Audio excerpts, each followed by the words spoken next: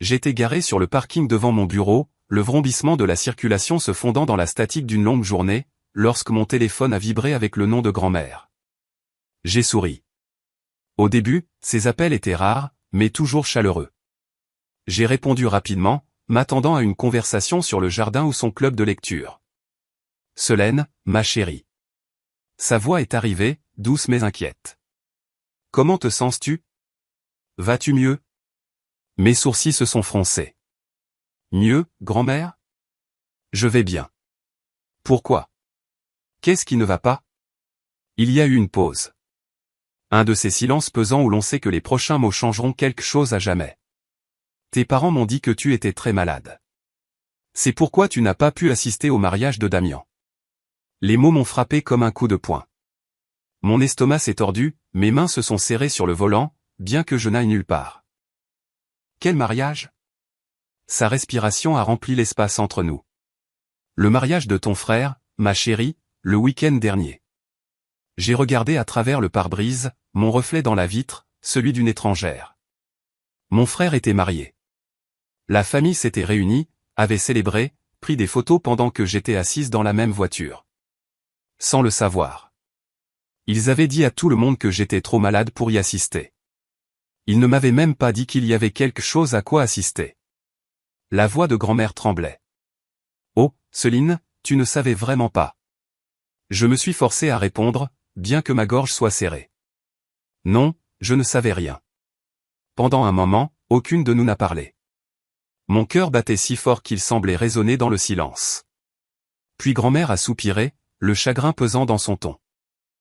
Je ne comprends pas pourquoi il ferait ça, mais je pensais que tu devrais savoir. Nous nous sommes dit au revoir, sa voix pleine d'inquiétude que je ne pouvais pas apaiser. Et l'appel s'est terminé. Je suis resté assise là, le téléphone mou dans ma main, le monde autour de moi a changé, tandis que le mien s'est fracturé. Ce n'était pas seulement le mariage. C'était la confirmation de quelque chose que j'avais essayé d'ignorer toute ma vie, que pour ma famille, j'étais consommable, invisible. Le volant était froid sous mes paumes lorsque j'ai finalement démarré le moteur. Mes parents ne m'avaient pas seulement laissé de côté. Ils avaient menti, m'avaient effacé et avaient continué comme si je n'existais pas. Je suis rentré chez moi dans un état second, la question brûlant déjà dans mon esprit, exigeant une réponse. En tendant la main vers la porte de mon appartement vide, j'ai laissé tomber mon sac sur le canapé et me suis assise dans le silence de mon appartement, l'appel téléphonique se répétant encore et encore. Mon frère s'était marié et on ne me l'avait même pas dit. Ce n'était pas une erreur. C'était un schéma qui se répétait depuis des années. Damien avait toujours été le centre de gravité de notre famille.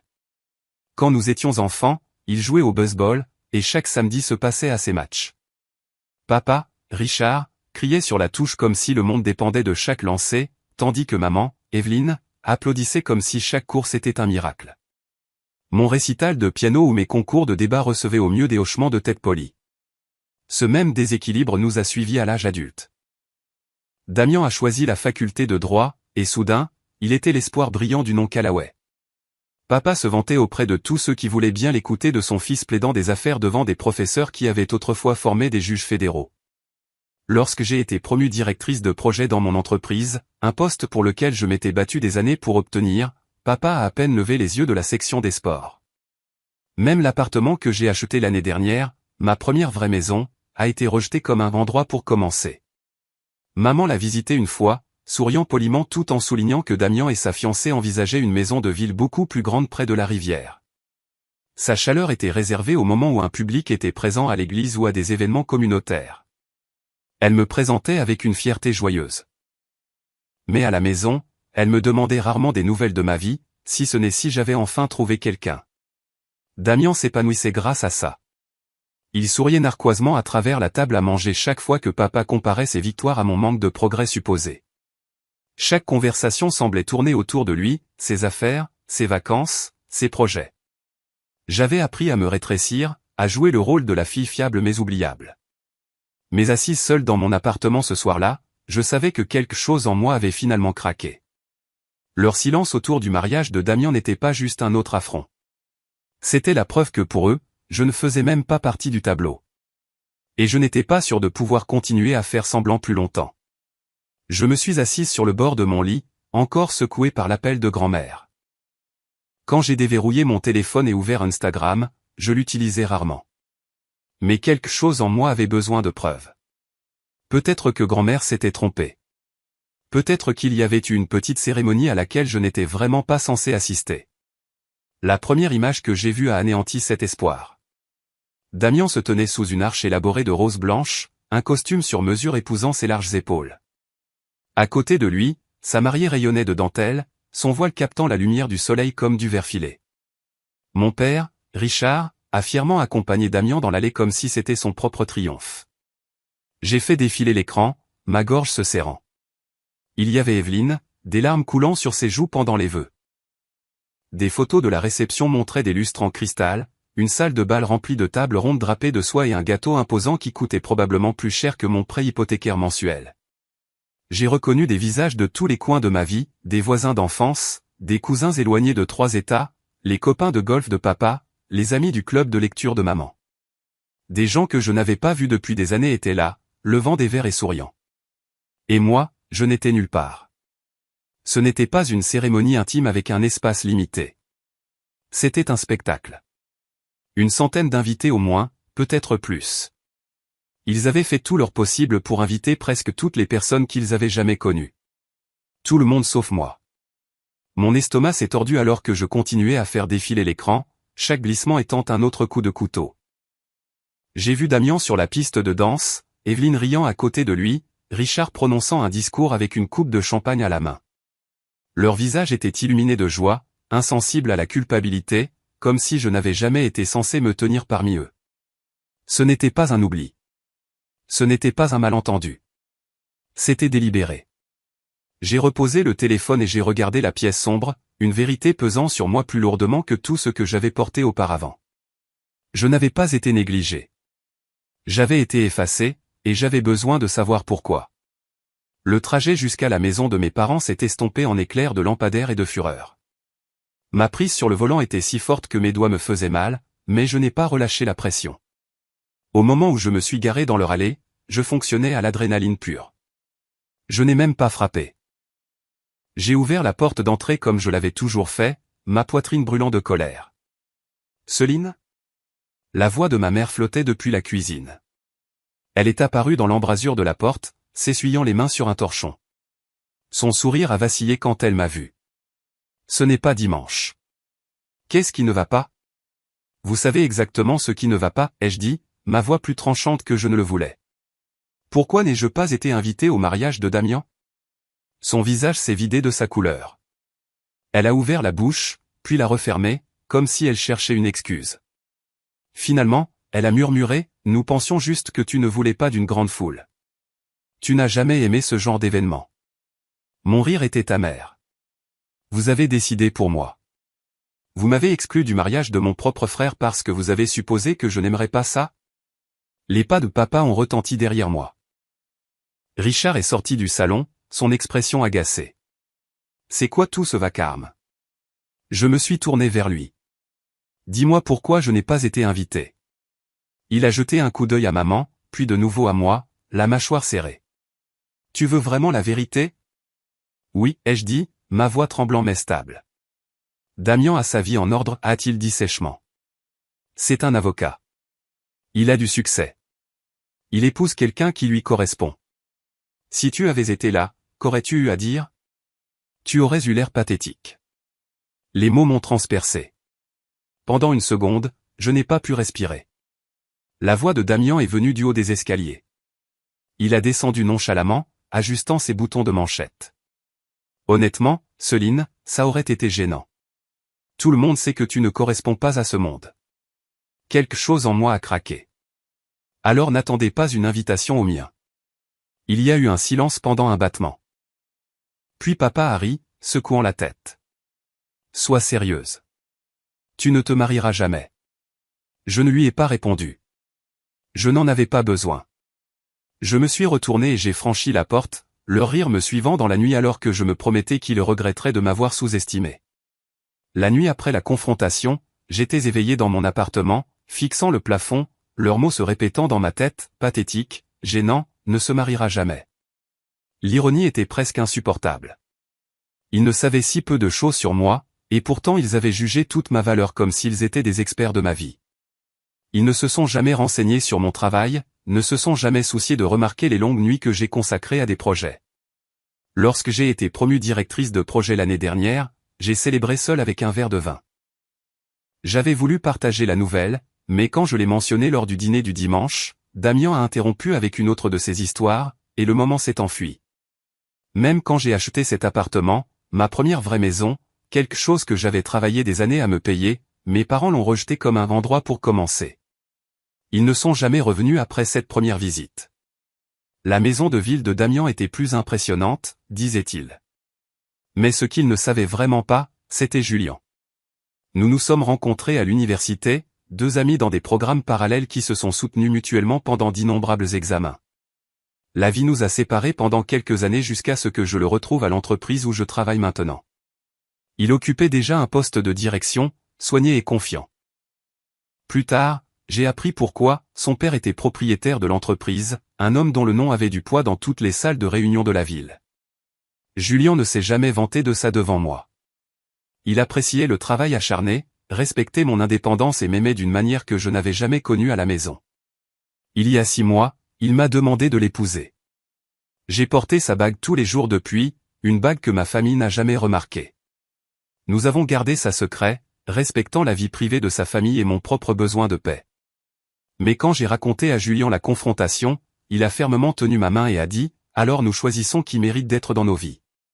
Ces mots se sont installés en moi comme une encre, et pour la première fois, je me suis senti suffisamment stable pour imaginer un avenir sans eux. Une fois la décision prise, la planification de notre mariage est devenue une joie tranquille. La mère de Julien a suggéré un vieux domaine en Nouvelle-Angleterre, un endroit avec des murs de pierre recouverts de lierre et des jardins qui semblaient avoir poussé hors d'un rêve. Sa famille a offert de couvrir les coûts, insistant sur le fait qu'elle voulait que la journée soit belle sans nous accabler. Pour la première fois depuis des mois, je me suis autorisé à imaginer descendre une allée où j'étais désiré. Nous avons gardé la liste des invités petite, seulement 30 noms, ma grand-mère, qui avait toujours été une lumière stable, ma tante et mes cousins, les seuls parents qui se soient jamais présentés pour moi sans condition, et une poignée d'amis qui me connaissaient non pas comme une pensée après coup, mais comme une personne qui méritait d'être célébrée. Il ne s'agissait pas de chiffres. Il s'agissait d'appartenance. Pourtant, la question persistait comme une ombre. Dois-je inviter mes parents? La pensée s'est tordue en moi tard dans la nuit. Mais ensuite, je me suis souvenu de leur rire, de la voix de mon père déclarant que je ne me marierais jamais, du sourire narquois de Damien comme si ma vie n'atteindrait jamais son niveau. La piqûre était encore trop vive. Je ne pouvais pas risquer de les laisser empoisonner le seul jour censé être le mien. Puis l'appel est arrivé. Le numéro d'Evelyne a clignoté sur mon écran un soir. Contre mon meilleur jugement, j'ai répondu. Céline, a-t-elle dit rapidement, presque essoufflée. Ta grand-mère a mentionné quelque chose. Tu vas vraiment te marier? S'il te plaît, dis-moi que nous sommes invités. Nous sommes tes parents. Nous méritons d'être là. Ces mots auraient pu avoir du poids autrefois, mais maintenant ils sonnaient creux. Vous avez clairement indiqué lors du mariage de Damien où je me situais dans cette famille, lui ai-je dit, mon ton égal. Je n'ouvrirai plus la porte simplement parce que cela vous convient maintenant. Il y a eu un silence à l'autre bout, suivi d'une respiration étouffée. Tu vas le regretter, a-t-elle chuchoté. J'ai mis fin à l'appel, ma poitrine serrée, mais ma détermination inébranlable. Le mariage se déroulerait sans eux, et peut-être pour la première fois de ma vie, moi aussi. Il n'a pas fallu longtemps pour que la nouvelle se répande. Je ne l'avais pas dit directement à mes parents, mais la famille a une façon de porter les nouvelles plus vite que n'importe quel titre. En une semaine, le nom de Damien s'est illuminé sur mon téléphone. Contre mon meilleur jugement, j'ai répondu. Alors, c'est vrai, a-t-il dit sans saluer. Son ton était dégoulinant d'amusement. Tu vas te marier. Où ça se passe? Céline, un barbecue dans le jardin? Peut-être la salle VFW en bas de la rue? Je n'ai pas mordu à son appât, mais mon silence était une réponse suffisante. Il a ri et a raccroché, laissant l'insulte planer dans la pièce comme de la fumée. Quelques jours plus tard, j'ai entendu les voix de mes parents quand grand-mère a accidentellement laissé son téléphone sur haut-parleur pendant notre appel. Mon père murmurait en arrière-plan. Elle ne peut probablement pas se permettre quelque chose de réel. Peut-être un palais de justice avec des fleurs en plastique. Evelyne a ajouté quelque chose de plus doux, mais pas moins mordant. C'est embarrassant. Vraiment, le mariage de Damien était un événement. Le sien sera petit. J'ai mis fin à l'appel poliment, mais les mots se sont logés au fond de moi. Pour la première fois depuis que Julien m'a demandé en mariage, le doute s'est installé. Mon mariage serait-il à la hauteur? Les gens le verraient-ils comme moindre, comme la preuve de tout ce que mes parents croyaient de moi? Cette nuit-là, Julien m'a trouvé assise à la table de la cuisine, faisant défiler sans but des photos de réceptions élaborées. Il a posé ses mains sur mes épaules et s'est penché près de moi. Tu penses encore à eux, n'est-ce pas? J'ai essayé de le nier, mais les larmes dans mes yeux m'ont trahi. Et s'ils avaient raison? Et si notre journée ressemblait à une pâle ombre de la sienne? Julien a incliné mon menton jusqu'à ce que je croise son regard. Ils ne comprendront jamais ce que nous construisons. Notre mariage n'est pas une question de spectacle. C'est une question de nous. Les gens qui comptent vraiment. Cela vaut plus que n'importe quelle salle de bal ou lustre. Ces mots m'ont stabilisé. Je ne cherchais plus leur approbation. Je choisissais quelque chose qu'ils ne pouvaient ni mesurer ni ridiculiser. Et je savais que tôt ou tard, ils verraient à quel point ils avaient eu tort. Le domaine brillait comme quelque chose sorti d'un livre d'histoire. Des lanternes pendaient aux arbres, des guirlandes lumineuses traçaient le long des arcades en pierre, et les jardins s'étendaient dans un doux scintillement sous le ciel du soir. Alors que je descendais l'allée, le visage de ma grand-mère était mouillé de larmes, son sourire tremblant mais rayonnant. Ma tante a joint ses mains comme si elle avait attendu toute sa vie pour me voir comme ça. Les yeux de Julien ne m'ont jamais quitté. Pour la première fois depuis des années, je me suis senti complètement vu, non pas comme la fille ou la sœur de quelqu'un, mais comme moi-même, digne, aimé et choisi. Quand nous avons prononcé nos vœux, je n'ai presque pas remarqué les invités derrière nous, bien que je puisse entendre mes cousins pleurer doucement. C'était le genre d'intimité dont j'avais rêvé, mais que je n'avais jamais pensé mériter. Le dîner a été servi dans le jardin sous des guirlandes lumineuses.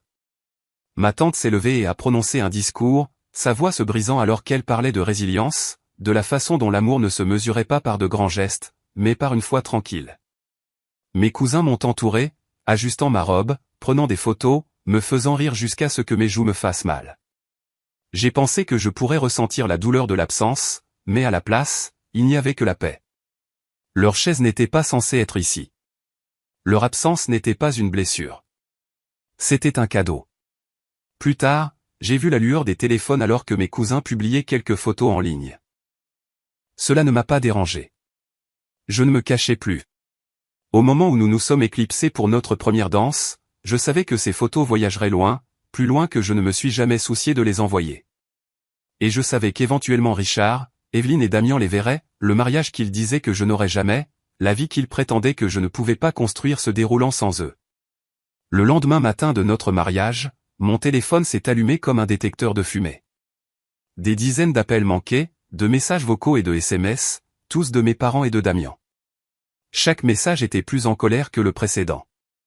Evelyne m'a accusé de trahison, écrivant de longs paragraphes sur la façon dont une fille ne devrait jamais faire honte à sa famille. Le ton de Richard était plus dur. Il a affirmé que je les avais humiliés en me mariant avec le pouvoir sans les inclure, que les gens du club de golf en parlaient déjà. Puis sont venues les publications publiques.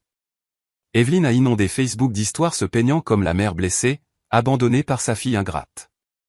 Elle a même écrit que le cœur de Richard était brisé parce qu'il ne m'avait pas accompagné dans l'allée.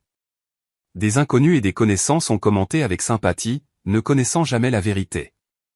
J'aurais pu l'ignorer, mais le père de Julien ne l'a pas fait. Il m'a appelé dans son bureau un soir, son visage sévère.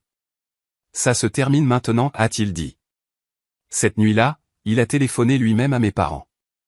Je n'ai jamais entendu toute la conversation, mais je sais qu'il leur a dit que s'il ne s'arrêtait pas, il s'assurerait que tout le monde sache qu'il m'avait exclu du mariage de Damien.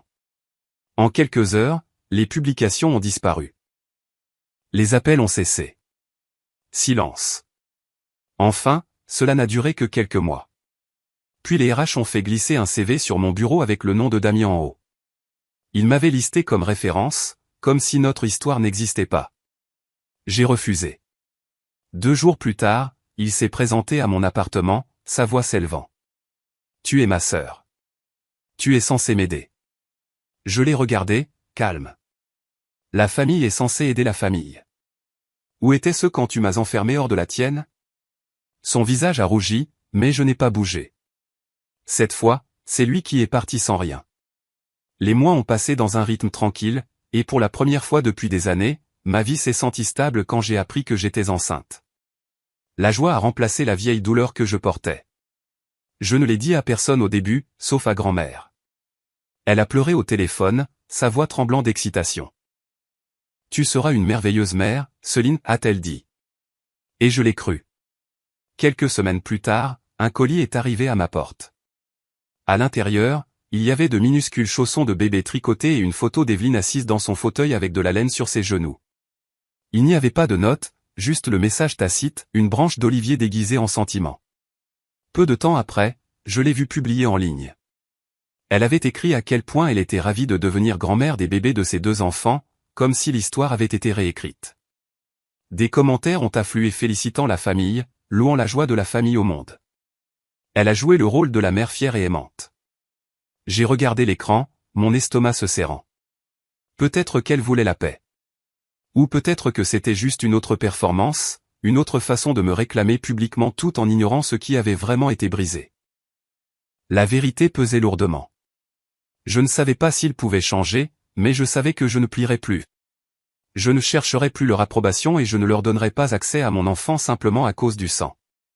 S'ils voulaient être dans cette nouvelle vie, ils devraient prouver qu'ils y appartiennent.